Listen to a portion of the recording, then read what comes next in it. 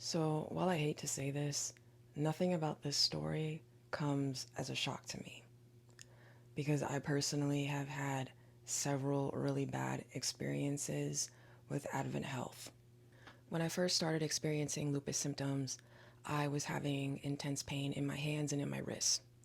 I went to a primary physician at AdventHealth, and the first thing they told me, without doing any particular testing, was that I likely had carpal tunnel. Now, because I had spent a lot of my time working at the computer, I assumed that this was a possibility. However, my symptoms did not get better. So when I went back to the primary, I got more blood testing done.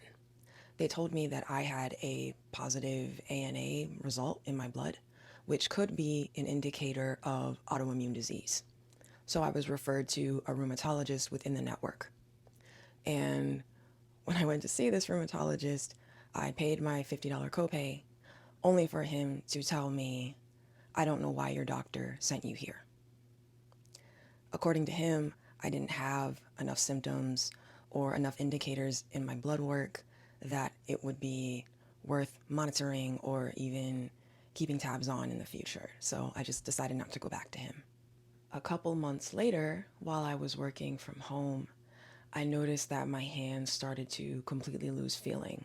They became numb and cold, and I realized that I would have to seek some medical attention.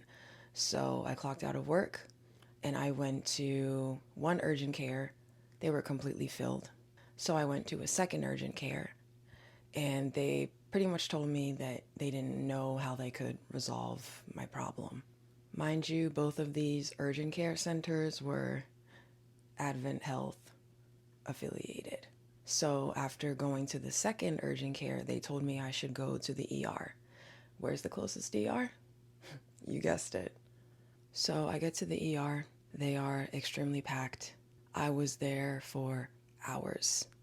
And the only thing that occurred was them giving me an EKG test, telling me that nothing was wrong with my heart, which, was not the problem that I was there for.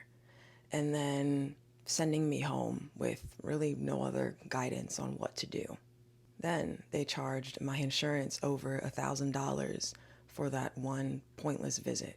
From this point on, I just completely avoided going to any AdventHealth doctors or facilities until I had a run-in last year.